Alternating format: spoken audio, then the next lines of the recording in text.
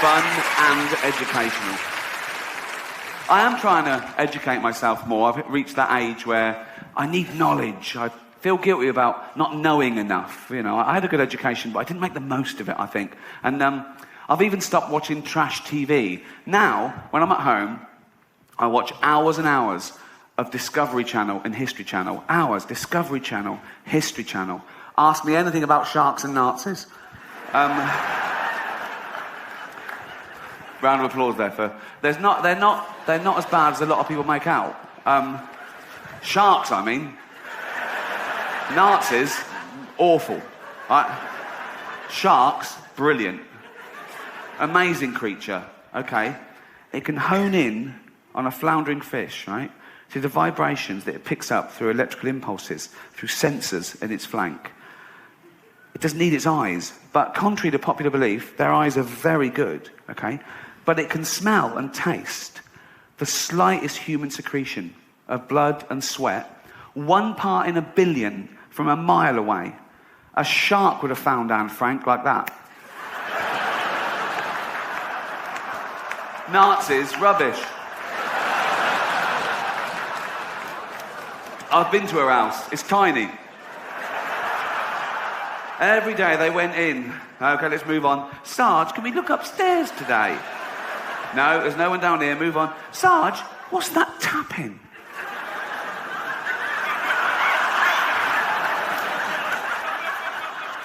She had time to write a book, for Christ's sake. Well, it ends a bit abruptly and no sequel. Lazy. No, but... Not a traditional subject for comedy, the old Holocaust. But I will say something about the Holocaust, and I'm sticking my neck out here, but in my opinion, I blame Adolf Hitler. He was the ringleader. Old Adolf.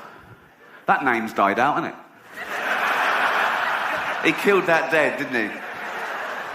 No one's calling their kid Adolf nowadays. No little Adolfs going to school. Loads of Brads and Angelinas, but no... Look, you don't hear the teacher doing the register. Brad here, Angelina here, Adolf here.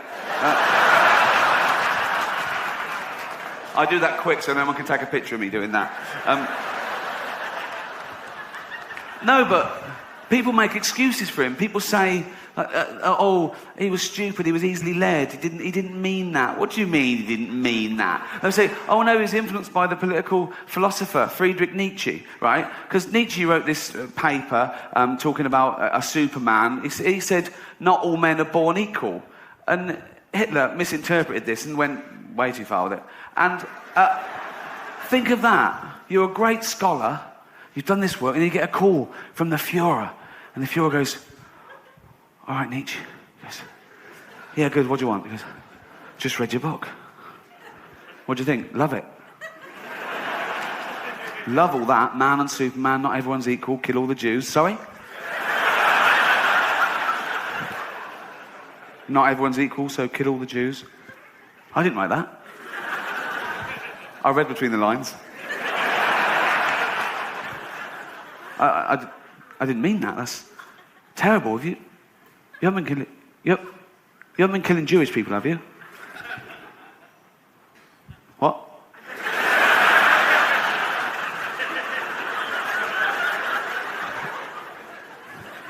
Have you been killing Jewish people? Yeah. Yeah. A little bit. A few. How many? 6 million. 6 million? That's what I won't do anymore. Leave it at 6. That's terrible. I won't do any more. Stay for dinner? Well, I will, but be careful in future. I will. Are you writing any other books? Well, I am, but I'm scared to tell you about it. I won't do anything. What's your new book called? My new book is called The Gypsies. Do we need them? Cheers.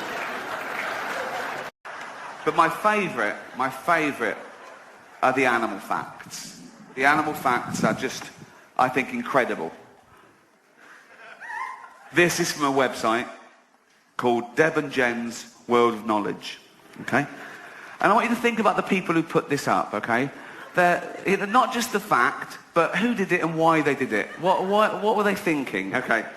Number one, you can lead a cow upstairs, but not down.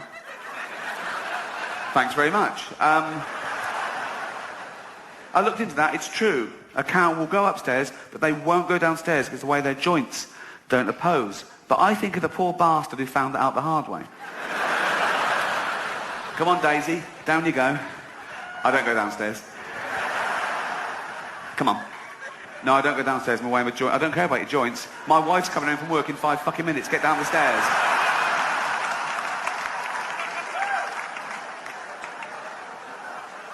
He thought, yeah, I've got to tell other people about this.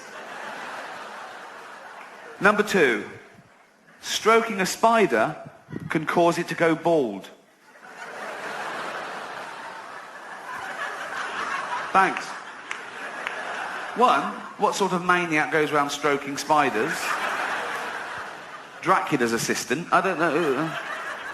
2, is that a problem in the arachnid world? Premature balding? Do they worry about that much? I thought they'd be loving it, wouldn't they? Being a skinhead, they're so fucking hard. Yeah. Got all the legs, all the eyes, and the teeth. Fuck it, I'm bald. Who cares? Adds to it. I like it more. Yeah. But no, apparently it's a big problem. You stroke a little spider, he goes, oh, fucking hell. He runs back to the web, and all the other spiders go, what are you wearing a baseball cap for? Fashion.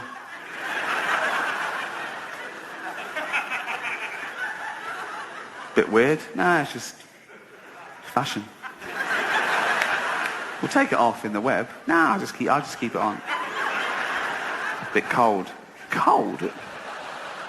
We're in a cupboard under the sink. It's boiling.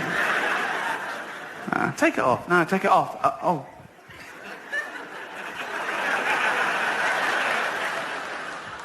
Have you been letting a human stroke you? Leave this fucking web. Number 3. Polar bears will sometimes cover their black nose during a hunt to camouflage themselves more completely. It's a good idea, isn't it? Because apart from the old nose, they're perfectly camouflaged. They're white, snow's white. So they're sneaking up on a little Arctic hare. And they get there, and the Arctic hare, he turns round. The polar bear goes...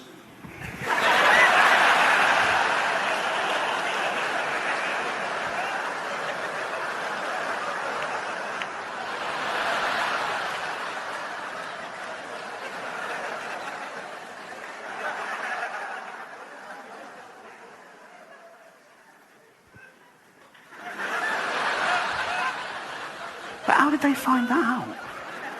Because that's behavioural. All the polar bears sitting around one night going, I'm starving. Every time I sneak up on a little hare, he looks round and then he hops off. It's like he can see me. I can't work it out. Little voice, little hare goes, I can tell you. Can you see us? Well, I can see where you are and how many there are of you. Really? How? You'll kick yourself.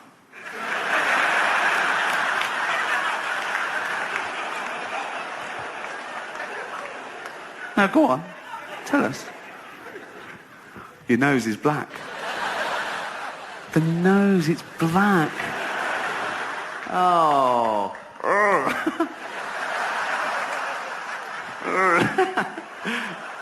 Cheers.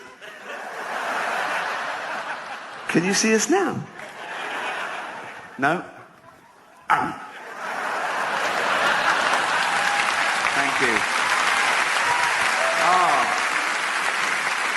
My favourite fact. Okay. Number 4. Montana mountain goats will sometimes butt heads so hard that their hooves fall off. Can that be true? That's amazing. So there's 2 there. They're looking at a female goat. One goes, I like her. And the other goes, yeah, I'm probably going to mate with her. Well, no, I saw her first. That's not how it works. How does it work? we have to run at each other really hard and crack heads. Is that safe? Oh, yeah.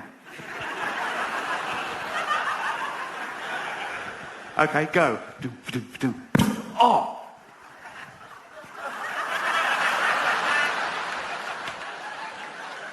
Ow! Ow! Oh! Look! Yeah. Yours all right? Yeah. I grip on impact. Did you know about this? Why didn't you tell me? Mortal enemies? Never mind that, my fucking feet are falling off. One more amazing fact. Elephants have been caught swimming up to 2 miles off the coast in the Indian Ocean. That's amazing. I didn't know they liked to swim. I certainly didn't think they could swim 2 miles out to sea. But it's the language this person uses. Have been caught swimming. Like it's illegal. Says the Coast Guard. Morning. Morning. Morning. Phone rings. Ring, ring. Hello. They're doing what? No, I'll be there.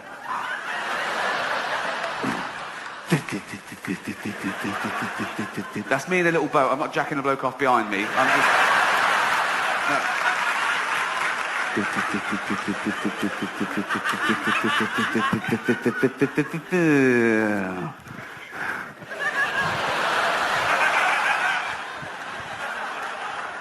What are you doing? Nothing. It's not nothing, is it?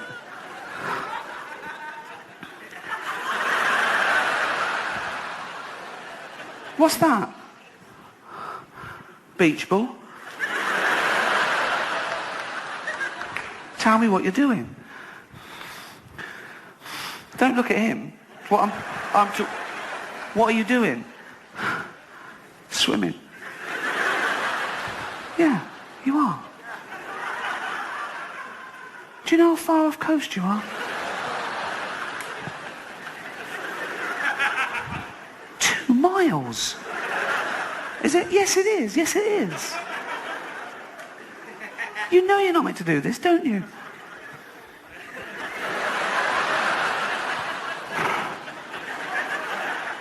Don't cry.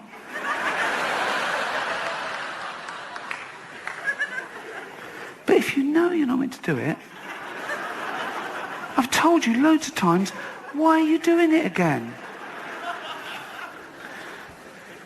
I forgot. Get in the fucking boat. Thanks very much. Good night. Thank you. But I'm a considered comedian. I like my jokes to be accurate and my targets to be fair. So I was engaging these people. I was saying, why is it transphobic? And they were saying, it's about a trans person. I said, well, that's ridiculous. That's like saying a joke about Bill Cosby is automatically racist. It depends on the joke. But I was talking to them, I'm willing to learn, and I found out my crime was that I dead named her. Now, I'd never heard that term, you know, before a day after the Golden Globes, and that was saying her old name, and even acknowledging that she used to be a man. But she did.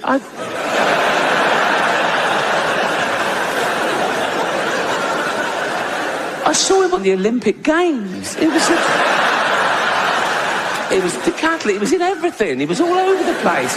Shot put and pole vault. He won a medal. He was famous. He was on telly all the time. But, you know, a big, famous man with a huge... I don't know, but I mean, I'm guessing he's a big...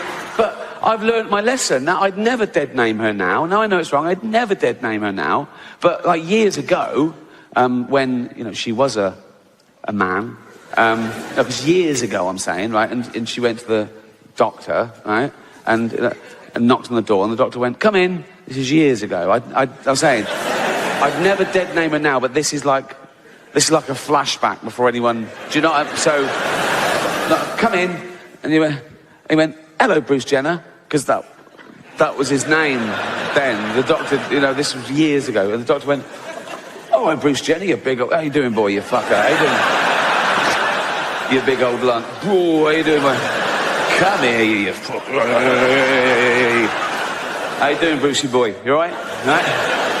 And Bruce Jenner, because that was his name, this is years ago, right? So Bruce Jenner went, yeah, not too bad, doctor, yeah. Not too bad, right? And I go, what can I do for you, Bruce? Yeah, fucker, how you doing, boy? And Bruce Jenner went, because that was his name. Bruce Jenner went, look at that. And they went, oh, come on, Bruce Jenner, you know the rules. He uses his whole name every time for some reason, I don't know why. Come on, Bruce Jenner, you fucker, you know the rules. You can't bring your big old pole vaulting pole in here, mate, you know. And Bruce Jenner went, no, that's not my pole vaulting pole, that's my enormous penis. And they're, oh, right, yeah, seeing as it is your penis, you can bring it in here. But you should have left your shot puts outside. And Bruce Jenner went, that was his name, for 58 years, I think.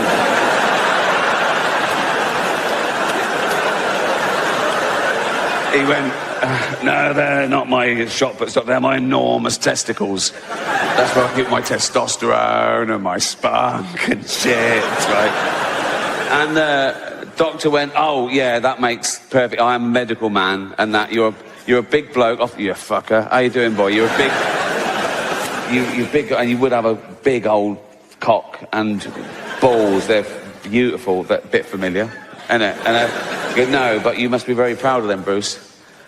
Bruce should have went, oh, this is going to surprise you, doctor. I want to get rid of them. And the doctor went, what? Why? Ah, they get in the way. Get in the way of what? Fucking driving, for one thing.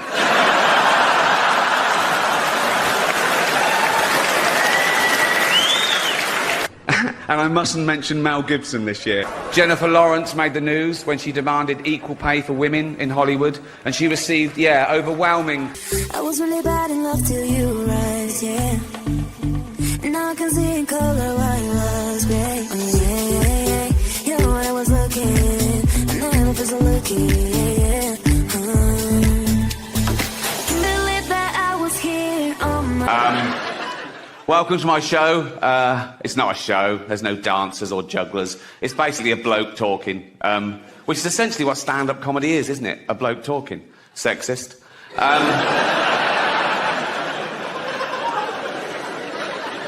What about all the funny female comedians? Like, No. Right. No.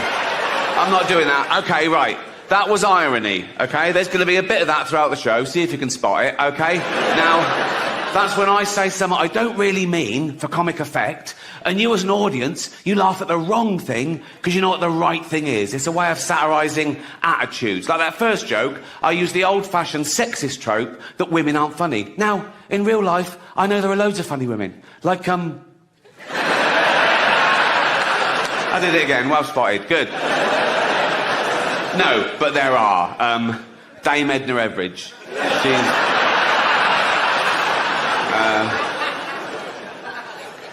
Eddie Izzard. She's brilliant, isn't she? She's not only a great comedienne, she's also a great actress, isn't she? She was brilliant in that thing as that man. All-female remakes are the big thing. I feel sorry for them, right? No, I do. Particularly fat women, because fat is a feminist issue. Men get fat and we just go, fuck it, all bought and paid for, you know. We don't come under the same constraints of society, whereas women are inundated with images of how you should be, size 0 models, this diet, that diet, look like this, keep your man. And they make such an effort, don't they, fat girls? They've always got lovely hair, aren't they? They're always having their hair. They've all got lovely hair. Always got lovely hair. Always got those lovely false nails, haven't they? They make an effort. Anything but jogging, right? They love high heels, don't they? They think it makes their legs look less... It doesn't. It just... You can just hear them coming now. I don't want any fat people to feel uncomfortable at one of my gigs, so next time, buy 2 seats. I'm joking. I'm joking. Shut up. when we're discussing things like, oh, what do the audience expect or what do they want, there's something in me that says I don't care. It's not up to them. It's not up to them. I'll do exactly what I want, and that, you know, then you come. And, if you didn't like it, I don't care. Yeah, don't come and see me again. Don't ever come and see me again. I think as long as because I just don't want to be judged. I really don't want to be judged. Well, every year I get rid of, I don't know, 10 or 20%, and I add, and so it's every 5 years or 4 years. I don't really keep track of it.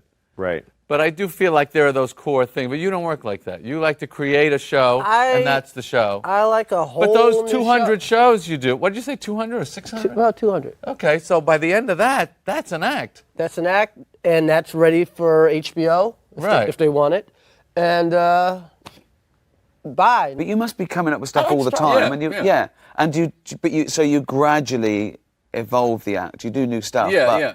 So I like to keep evolving it. Like Jack Welch ran GE. Every year he fired the bottom 10%. Right. That's the way What's I do your it. oldest stuff? How old is your oldest stuff? Like, is this like sourdough bread that there's always a piece from? 10 years. 10 years? Yeah. I've been doing suction grade 10 years. Yeah, I can't. I mean, I'm like, I grew up Woody Allen, Prince. I like short geniuses. Every year Woody Allen has a new movie. Every year Prince has a new album. Right. There's well, that's why I look at it like you're you're writing a book. And that's the way I look at it. Like, but Jerry's point is that stuff. when you go and see Prince, you want to see his greatest hits, not his new album you haven't heard. No, not necessarily. I want to see both. Not necessarily. I want to see both. But I think if you leave out... Maybe today I want to see the hits, but there was a moment there there was a 20-year period in Prince's career where I just wanted the new shit. I couldn't wait for the. Well, you know what I always think is that if people come and see you, because I have an ongoing relationship with my audience, I think, and a lot of people come back to see me. If somebody sees you on TV doing a special and they see the stuff they love, and then they come see you live and they see it live, they'll actually be happy. Right. But they won't come back again. They'll go, I know what that guy does. If they come and see you live after the special and it's completely different. Yeah, I don't know where that's another argument Chris and I have had. Are they coming to see you or are they coming to see the act? They're coming to see you. They're I absolutely coming to see you. Of course, but this level, of course they are. They're not coming to discuss the evolution of the comedy. They're coming to see Jerry Seinfeld, aren't they? They want it's an event. Yeah, but I think Louis is right. If they see the exact same thing, then they won't come back again. Those people will not come again. Yeah. But also the challenge of that, of like, there's a huge amount of pressure. People are coming, they paid a lot of money, they had to park, and they got in a fight with their date or whatever it is. So there is a lot of, there's a huge challenge in not having your old act. But I think you rise to the occasion. You don't rise to the occasion if you don't put the void there. Right. If you take away your old material from yourself, like one thing I started doing when I was developing Hours is I'd take my closing bit and I'd open with it. Right. Just to fuck myself. Just right, because then I have to follow my strongest bit. That's how he got good. You see this attitude? And then my closing bit would... tough guy. I've been watching him. Yeah. Well, because then the end of your act cauterizes it. It gets stronger just because because you don't have a choice. You know what I mean? Cauterizes. So that's why I started doing that. You get rid of all your best weapons, and you have to, or else you're dead. But don't you think sometimes it brings something out when we're discussing things like, oh, what do the audience expect or what do they want? There's something in me that says I don't care. It's not up to them. It's not up to them. I'll do exactly what I want, and that then you come. And, if you didn't like it, I don't care. Yeah, don't come and see me again. Don't ever come and see me again. I think as long as because I just don't want to be judged. I really don't want to be judged. Well, then you're in the wrong business. I never wanted to be. What do you mean, though? Why? You're going up there to be judged. No one is more judged in civilized society than a stand-up comedian. Every 12 seconds you're rated. Yeah, that's right. But that's the feedback. That's what it gives you. They laugh or they don't. What I mean is, I'm not entering a competition. I'm not entering a popularity contest. You are entering a competition. No, I think Ricky's got the right attitude as long as it works. In other words, it seems to be. In other words, he doesn't care, and that's funny to people, and that's making them laugh. So it's okay. Artistically, you're not entering a competition. You're absolutely right, and you should write for yourself. Blah, blah, blah. Yeah. But when you play Radio City Music Hall or Madison Square Garden or whatever, you're competing with Led Zeppelin that was there the night before, or Prince, or whatever. You're competing with something. You're competing with... To sell those tickets. You have to get to a level to sell a certain number of tickets. Every room you're in, you're competing with the people that played that room, and you have to be at least as good as the other people that played that room. What Yeah, I mean but is, Ricky's- I don't How's change that? anything that I wouldn't want to do or has ever done to find an audience. I do what I do, and somewhere in the world, there's enough people that want to come and fill that venue. Absolutely. That's exactly right. It's like Darwinist, really, because you have your thing that you do, and then people flock to it. And if you don't, if they don't, they don't, and then you Exactly. die. Remember the first time you met another kid that was funny? Yeah. That was a big great. That deal. was just so exciting. That was a amazing. big deal. I was in Yeah. 3rd grade, and I met a kid that was funny. And What was man, his name? Do you remember? Jimmy Tenney. Jimmy did it. And we started making each other laugh. Mm-hmm. I mean, you remember kids that were like really funny, funnier than you? Oh, way funnier. And then you go off and you make this whole career out of it, and they're going, fuck, I could have Yeah. done that. Well, there's guys that beat Jordan in basketball. But I assume They're out there. you were always I beat funny, them. weren't you? I mean, I was always I trying thought to be everybody funny. was funny. I only, like you said, I only hung out with the funny kids. Yeah, but my family were funny, all the friends, but that was the important thing. Yeah, Where I yeah, grew up, right. once you'd paid your way, the point was to have a laugh. Mm-hmm. And that was usually, ribbing people, sort I of ran play into fighting. one of my. There was a kid named Colin Ryan. I went to junior high school with, and my first day of junior high school, it's a very scary step from Yeah. elementary school. From being like eating a lunch with a milk in the class, and then you're taking a shower with a bunch of kids. Like first day of junior high school, and I'm in the shower and I'm terrified, and I don't know anybody. And then this kid next to me he just points and shows me that he's peeing on the kid next to him, who has no idea, who's just Wow. showering, he's peeing all over him, and I just died laughing. And he made me laugh that way a million times. And then I went to my high school reunion, and he was just kind of depressed-looking guy now. Right. And I told him that story, and I could see that the glimmer was a little faded. But then he said, somewhere that kid is walking around, he still doesn't know I peed on him. I don't know what he does for a living, but He it's not pees on comedy. people still. Still pees on Louis C.K. said this was really funny. Hello, Tiny Tim. Hello. Oh. I bet it looks even worse from that angle. Keep going. Right. See? There's a body in the boot of the car. Right. Who do you call for help and why? Gordon Ramsay, Kate Winslet, or Ross Kemp? Winslet's out. Okay. With my back, I need a big, strong bloke to help me. I was in a restaurant, right? And it was a lovely restaurant, right? It was nice and quiet. I'd eat about 6 p.m., so it's nice and quiet. And the waiter came over, and every time he sort of walked back and forth, he just went... Ramsay would try and cook it. Take his shirt off. Gordon, put your shirt on. It's not a kebab, Gordon. Yeah. Stop drawing attention to yourself. You in your pop career. Which one's which? I'm not embarrassed by that. I'm embarrassed by this. Everyone's going, what the fuck happened? You're on trial in Thailand. Never gonna happen. Right. Who do you choose to be your defence lawyer Right. and why? Right. Steve Carell, Yeah. Samuel L. Jackson, Yeah. or Stephen Merchant? I think Steve Carell. I think you've chosen wisely. He owes me. Can you do this? No! All right, stand next to me. Okay. Stand next to me. Right. Stand, she's right here next to me. Yeah, Which one's the American?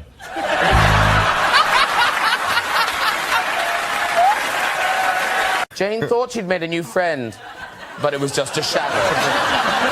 Jane thinking about making new friends.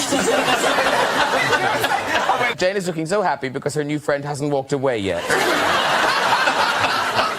But does she not know you're doing it? Does she not think, where is he? Where is he? She sees the tweet. It's about nothing but our balls for about 6. Is that true? And here comes Mr. Bennell with his big balls. And I'll be like, and here comes Mr. Gervais with his suspiciously round balls. That's why a comedian should be fat and old and ugly. Because if you're young, Speak for yourself. No, not you. No, not you. No, what I mean is, I've died. Go on. No, I've really done it. Just found this photo of Jane when she was little. There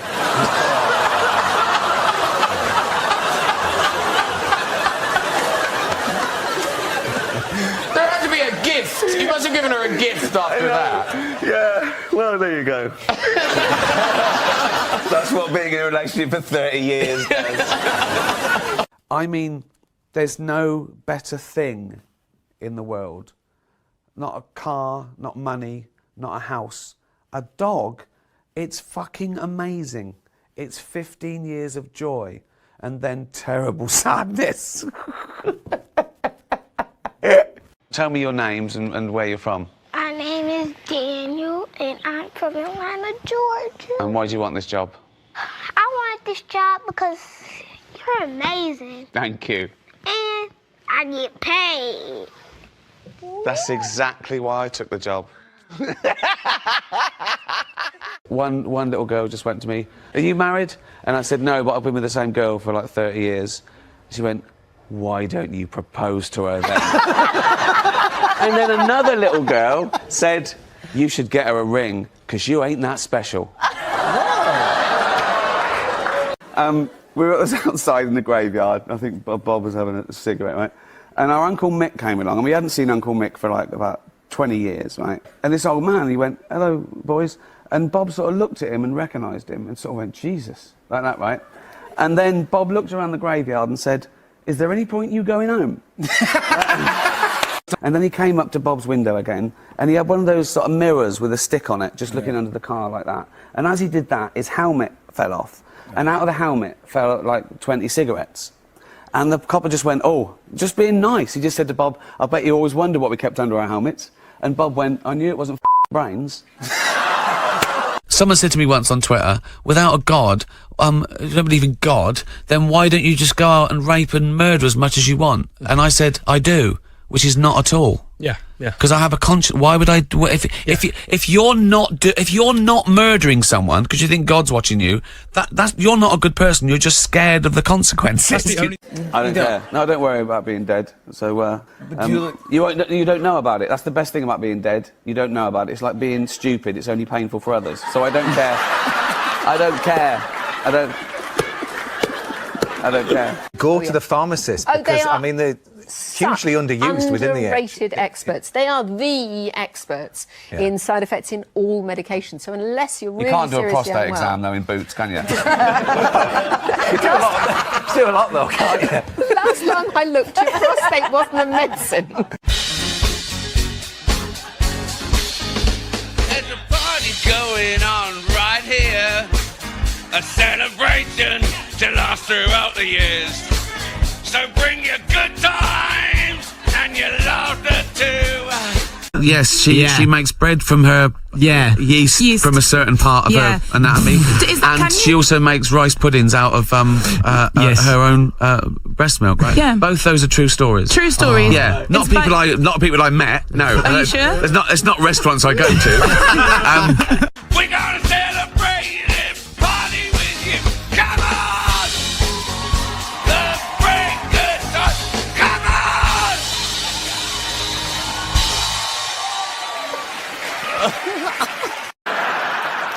How is that applicable to 5-year-olds?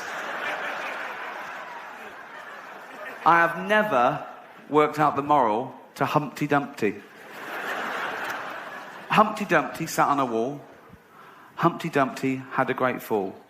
All the king's horses and all the king's men couldn't put Humpty together again. All I can think is, don't sit on a wall if you're an egg.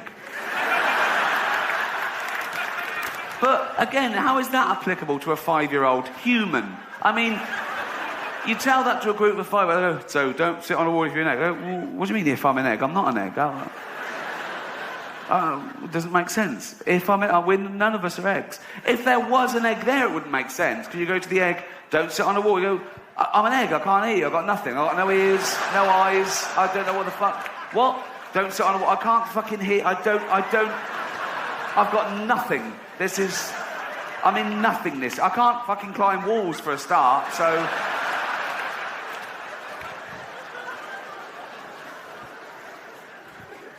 Don't send horses to perform medical procedures.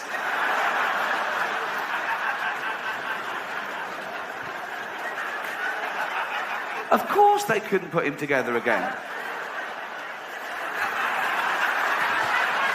They've got no dexterity whatsoever. They can't sew to save their life. They've got no thumbs, let alone opposable thumbs. Don't send a horse. It's delicate. An egg? We've got a cracked egg. Should we send a horse? Definitely not. Have you got a doctor or someone who works for Fabergé? Don't. We've got like a half-a-ton creature with no fingers. Don't send that. Got a four-legged thing with like that. No chance. They can't. Couldn't put on. They couldn't scrub up. They can't. Imagine there's an egg, delicate egg. Horse comes over. Fucked. It couldn't. They wouldn't even think of. Fucked. That's it. They wouldn't even see it. They go over there. What? Fucked. That's it. Wouldn't even. You couldn't explain it to it. Don't send. It's ridiculous. If I had to design the perfect egg-crushing device, it would be a hoof. I need this. As a cracked egg, I need it crushing completely. Hoof. The hoof's great. Don't send a. Doesn't matter whether they're the king's horses or not. Certainly don't send all of them. That's going to be chaos. If there was one horse with a little bit of nous, he did like 1 year before he got kicked out of Harvard. I'd know the rudimentaries. They're all fuck it. For fuck's sake. No lads, don't. They're fucking all over it. Fucked. It's definitely fucked now. What if we'd have invaded by France that day? And bloke comes running up the hill and goes, are you in charge of all the king's horses? All the king's men? Yep. French are coming. What? The French are coming. Where are all the king's horses? I sent them to mend an egg. You dopey cunt. What do you mean you sent them to mend a fucking egg?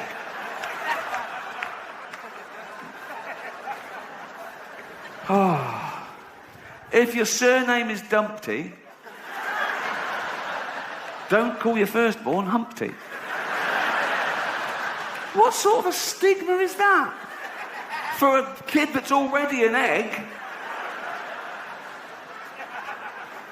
He'd have the piss ripped out of him. I bet he jumped off the wall. But what have we got to be oppressed about? Me and you? What's our issue? No. I mean, you've got Jewish. I haven't even got that. Yeah, right. What's your thing? Nothing. I'm a white, middle-class bloke from England. I get annoyed at people eating too loudly, or a waiter not looking at me immediately, or... Asking somebody the time and they go, like they're doing you a big favour. Really annoys me. Yeah. And also, if there's two people and you bump into each other, it's equal. We weren't looking either. I go sorry, they go, well, hold on. Yeah, exactly. You hit me too, I know. What are you doing? I know. Yeah. And that makes my blood boil, which is weird. That's all I've got. Yeah. No one's dying, no one's starving, I haven't got any fatal diseases, but a waiter's got the television on too loud, and he's not even, it's not for you, and barman have the television on. I was just getting to the age where I could ask, right? When you hit sort of like 36, you can go into a pub and say, can we have that telly off, mate? Yeah. Right? Then I became famous, and now I can't again. So I have to sit there and see it, because I don't want anyone to go, oh, look, he's changed. Yes, exactly. People really want to say that, too. Before it was, they're going to go, a bloke came into the room and he wasn't polite. Now they're going to say, Ricky Gervais came into the room, and they can pinpoint who that person is. Oh, well, it affects your tipping, that's for sure. Yeah. And what do you do? Yeah. What do you up the tip? I got to double it, But where does it stop with you? You give him $10, they could go, $10 is nothing to you. Yes, I know. See, that's the thing. Obviously, everyone knew who Larry David was from Seinfeld, but many people couldn't put a face to the name. After the first season of Curb, how did it change, when your picture was suddenly appearing in the paper as well? How did that feel? It actually was, it felt good. I'm just talking about just walking around and going shopping, Yeah, exactly, yeah. Because people seemed to be enthusiastic about the show, and they seem to like me. It's kind of fun. It's like the world seems to be a friendlier place for me. It gives me more freedom. Right. Once I know people know who I am, it gives me a lot of license and freedom to behave in ways I normally wouldn't behave. So it was actually liberating for you. Yeah. I took the other route, and that I was suddenly very self-conscious, much more than I'd ever been. I end up just not going out in public. I mean, I'm very nearly Howard Hughes. Don't you think it's weird for people to know, they think they know everything about you? I don't think we're meant to be recognised, are we, really? But people really love and respect you, so when they come up to you and they say something to you... It's always nice. It's nice, as good as it yeah, gets. Imagine right. if they hated you when you were famous. Right, you know? exactly. That's what I'm saying. What, you know, I was on a show in the early 80s, first show, and I just bought this convertible, and I took it out of the showroom. It was a Fiat convertible, and I put the top down, and I'm starting to make a little money. I'm on this TV show, and I'm driving down Santa Monica Boulevard. I pull up at a light, and some guy yells out from the bus stop, "Your show stinks!" Oh. Put the top up. Yeah. And never put the top down again. That was it. Got rid of the convertible. Contrasted with that, this is a hoot for me. I was in Florida last week, and I was standing outside of a restaurant waiting for somebody, and a guy came up to me and said, "Are you alone? Do you want to come join me for dinner? I'm with my wife." I said, "No, that's okay, thank you." Yeah. But it's sweet, you know. Yeah, well, it is very sweet. It's just that, what do you say? You have to say, I can't. I want to say, you've watched the show. Do you? If you must came up to that guy on the show, do you think he would want to go sit and have dinner with a stranger? Think about it. When do I start? Oh, he said it'll just be a couple minutes. So you don't want me to start, is that it? It's a couple minutes. You don't mind, do you? I just think it's kind of weird. I mean, if you got your food come first, I would say go ahead and start. What do I care? Well, I would wait for you to get yours. I really wouldn't want you to wait. I'd be uncomfortable if you waited. Well, I'd feel it would be polite to wait for your food to arrive. I think it's kind of impolite to prevent a person who's hungry from eating. Yeah, but we're supposed to be having lunch together. I mean, Well, we that's are what I having bought. lunch. What's the difference? Do we have to start at the exact same time? I don't get that. Well, I don't see why you can't wait 2 seconds for your cold sandwich. It's not like it's even hot. Well, I don't see why you care if I take a bite of my food. How does that bother you? Because we're having lunch together. So what? The two of us.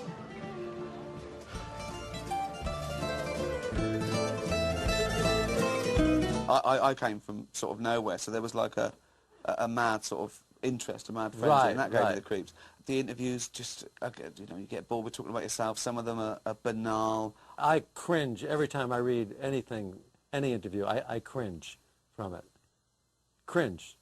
Because there's rarely a rapport with anybody who's talking to me. They don't listen even to what you're saying. They'll ask their question, and then they're waiting for you to give your answer, and then they ask their next question. It's never a conversation.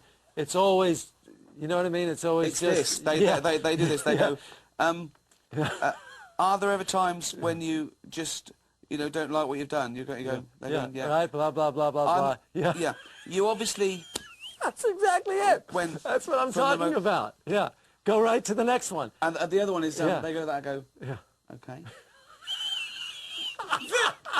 I want to go, you're not giving me anything. I know. I say to him sometimes, put that away, talk to me. Yeah. You want to hear. That's an amazing answer. Yeah, right. So, where did you meet Jerry? Yeah.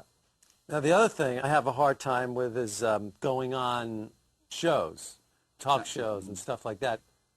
I only see a downside to it. I see me blurting something out, some faux pas that'll destroy me, Like if I had something booked like a month from now, the whole month would be ruined for me. I tried to get out of something today. Not this. No, not this. No, not this. I'm supposed to do this thing in New York.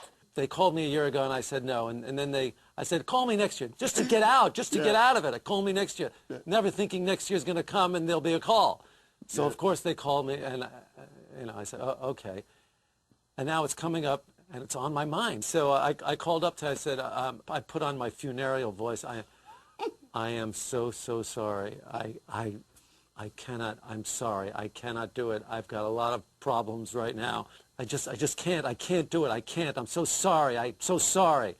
And for 15 minutes, I told her how sorry I was, okay? Okay, made me feel so guilty, then called me back. I just spoke to my boss. You have to do this, you know. I said, all right, okay. You know, so now I'm doing it. And now the next 2 months are ruined for me. Yeah, it's true, because I will never have a day now where I don't think about having to go and do that now. Not one day. I won't have one day for the next 2 months. I'm serious. That's all I'm going to think about. Everything's ruined. Yeah. You just forget about it for a while, and you have a lovely meal, then little adrenaline rush, you go, oh. Exactly. Oh, yeah, now it's only a month away, yeah. Am I all profile in this interview? I feel like I'm all profile. You're seeing the whole big nose, the whole thing, huh? Now, are you being funny there? No. Do you know you're being funny all the time? Were you funny as a kid? No, not especially. No? I don't think I was. No. I would do stuff for the family, little, you know, performance kind of stuff, Elvis and stuff like that. You know, I'd come in and do Elvis. But I wasn't witty, I don't think. I think you have to be a certain age to be funny. Yeah. So few people under 30 are funny. You have to discover when you're inadequate in order to be funny. And you don't know you're inadequate when you're a kid. Feasibly good-looking, clever, popular people doing things brilliantly. Absolutely. Who cares? Yeah. I started to become funny when I realized I was inferior and inadequate. Mine was when I got fat. Well, same deal. Yeah, who's an audience going to laugh at? The guy who gets up on stage and talks about how he got the girl, or the guy who's telling the funny story about how he didn't get the girl? Come on. You can't give yourself a cool role. We've got to be the putz. Hello, I'm Ricky Gervais. I'm here in London, in my office, but I'm not writing another award-winning series. No, I'm chilling out with my friend. Look who he is.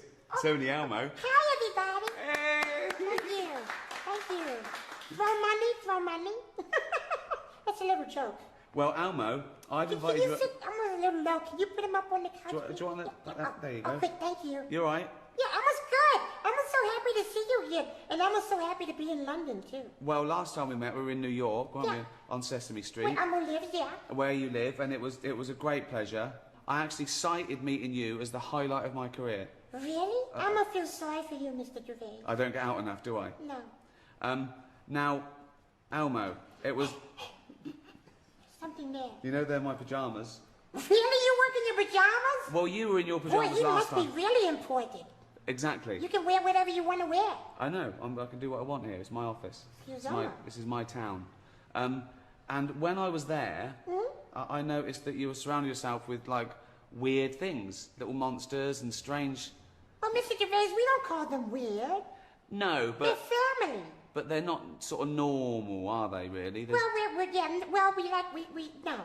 They're all different shapes and sizes, and colours, funny voices, and that. But I've got a little surprise for you, because I've got my own little weird friend that I think you should meet, that I think you'll get on with. Really? It's only Warwick Davis. Mr. Warwick Davis? Hello. Come on. Oh, there you go. Look. Oh, you get that done to you too, huh? Fine, here we are. I'm the luckiest man in the world. Oh, this is great. Oh, Should we sing? It's so good to see you. It's good to meet you as well. Hiya. Wow. Fantastic. This is good to be here. Yeah. Right, Ricky. Yeah. Yeah. He's got a little suit on. Yeah. We could get you something like this, couldn't we? A little furry outfit or something. No, I've done the furry outfit. Oh, Elmo, what do you think of him? Well, Elmo thinks you're wonderful. I'm gonna see you in a bunch of movies. I know he'd like you. Yeah. Are you? Yeah.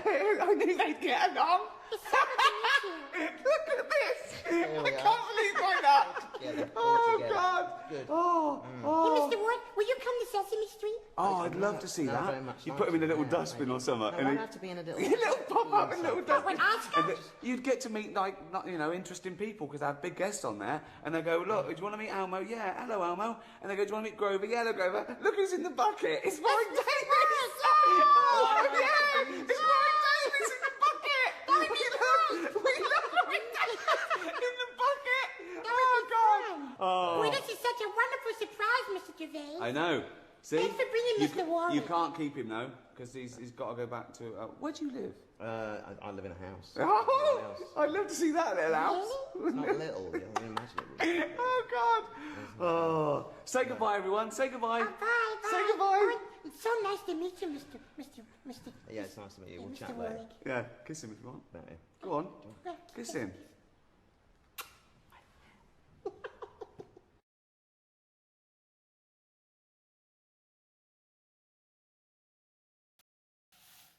Hello, mình xin chào tất cả các bạn đã quay trở lại với kênh YouTube của mình trong buổi sáng ngày hôm nay. Xin cảm ơn các bạn đã dành thời gian theo dõi. Trong video lần này, mình cũng muốn khoe với các bạn về một cái chiếc túi xách tay được làm bằng chân xì màu đỏ. Đấy, các bạn nhé, chân xì màu đỏ và hình thì được như các bạn quan sát trong video đây, được làm bằng hình tam giác. Đấy, rất chi là thẩm mỹ và rất chi là sắc bén, cũng như là nhà may của cái chiếc túi này. Đấy.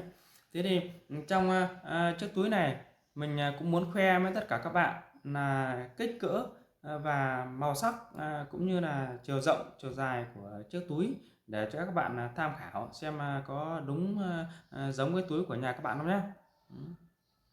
Như chiếc túi này của mình đây là có chiều dài là có 25 phân các bạn nhé, và chiều cao là 18 phân, rất chi là nhỏ, nhắn xinh xắn. Đấy, với một chiếc túi này. Và các bạn quan sát trong video đây, túi thì được làm hình tam giác. Đấy, dưới đế túi thì làm rất chi là phẳng. Đấy, thành một hình chữ nhật như các bạn quan sát trong video đây. Được bẻ góc, bẻ góc liền đây như các bạn nhé. Đấy, được bẻ góc và hai đầu thì được dệt may thành những cái đường sợi chỉ ép và gập những cái da lại và may thành 3 lớp, rất chi là chắc chắn và rất chi là bền, rất chi là thẩm mỹ. Đấy, như các bạn quan sát trong video các bạn thấy các bạn ạ. Và đằng trước của túi như các bạn thấy không? Đấy, nhà thiết kế cũng cho chúng ta làm bằng một cái chiếc khóa đồng rất chi là đẹp. Chiều dài của chiếc khóa này là 7 phân. Đấy các bạn. Và chiều rộng cho chiếc khóa này to nhất là có 3 phân.